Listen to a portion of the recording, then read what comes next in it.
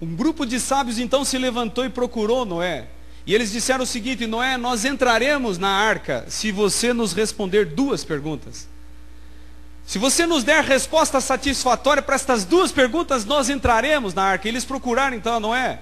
E então disseram: Noé, pare de pregar, pare de bater o martelo e venha falar conosco. E Noé então deu um tempo e foi falar. E de repente se levantou um homem muito sábio. Ele tinha como que as leis de laboratório nele. Ele era um homem muito culto. Ele tinha leis físicas. Se levantou e apontou para o céu azul, sem nenhuma nuvem. E disse o seguinte: Noé, você está dizendo que vai chover. Noé disse: sim, o Senhor é quem disse. E aquele homem apontando para o céu azul disse: então prova. Certamente eu estou falando para pessoas cultas, certamente pessoas cultas estão me assistindo, e eu gostaria de te dizer o seguinte: enquanto você pensa na resposta, quando o mundo te questionar, e você não tiver resposta, não quer dizer que você está indo no caminho errado. Quando o mundo te cobrar algo e você não tem solução, não quer dizer que você está na direção equivocada. Porque o Deus do infinito, o Deus que não explicou tudo, Ele te diz: confie e acredite. Nunca choveu, mas vai chover. Você sabe o que Noé disse? De fato nunca choveu, e eu não sei o que é chuva, mas vai chover. As pessoas sorriram. As pessoas já acharam aquela crença ridícula. Eles acharam aquela posição do patriarca muito simples. Então se levantou o maior de todos. Ele era o mais culto dos cultos. Quando ele falava, ninguém ousava desafiar. Era tido como o homem mais sábio do mundo antes do dilúvio. Então ele se levantou e disse: Noé, suponhamos que você tenha razão, que vai chover. Chuva incontrolável, chuva que inunde, chuva que levante, não é, o leito dos rios a ponto de se emendarem, fazendo que o mundo se torne um imenso mar. Noé disse: exatamente é isso que Deus me disse, por isso Ele me falou para construir o barco. E aquele homem sarcasticamente, colocando a mão no ombro de Noé, apontou para a arca e disse: você já notou, Noé, que por 120 anos, e gastando tudo que você tinha, você está construindo um barco sem leme, sem sistema de navegação, sem motor, sem vela, sem timão, sem barbatana traseira, sem nenhuma lógica de direção. É incrível, na história do patriarca e na história da arca, porque estes dois estão ligados.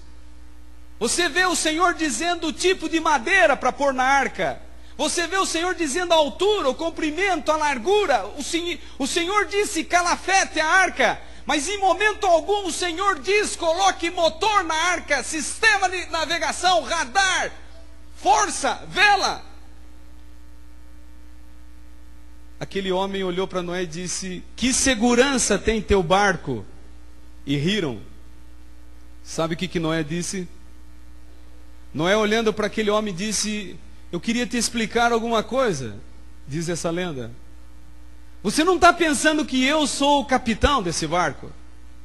Você não está pensando que eu sou o almirante desse barco? Não te passou pela cabeça que eu seja o comandante dessa embarcação tão grande?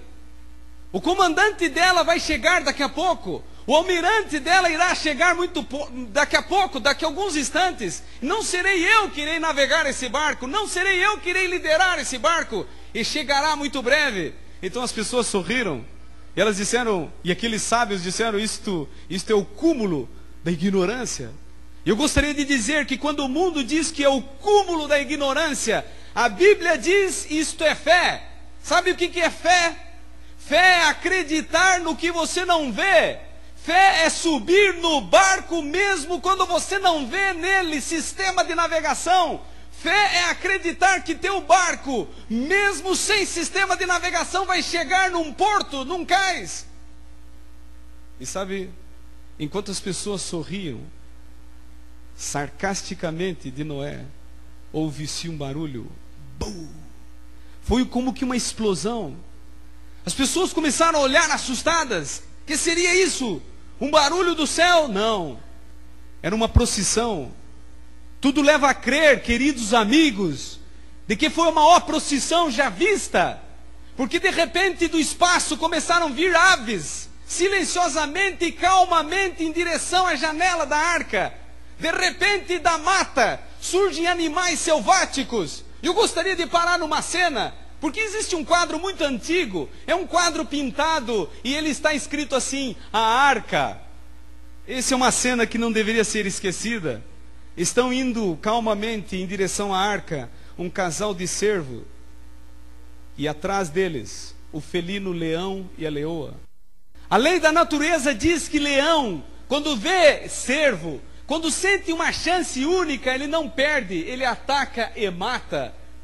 Mas naquele dia, parece que obedecendo como que alguém invisível, uma lei invisível, pacificamente andaram em harmonia para dentro da arca. E por incrível que pareça, por um ano ficaram pacificamente naquela embarcação.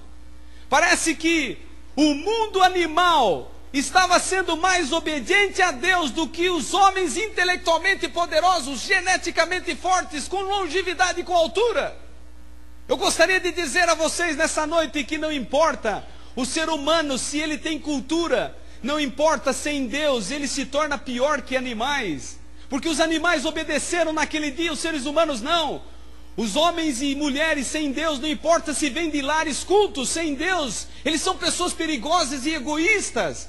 O homem sem Deus, não importa se ele vem dos países do norte, se ele vem do hemisfério norte, de países ricos de primeiro mundo, sem Deus, o homem é mesquinho, ele é calculista, ele é viril. Naqueles dias, os animais foram mais obedientes que homens. E parece que a Bíblia ela nos diz assim, nunca seja como a mula. O Salmo diz, não seja como esse animal.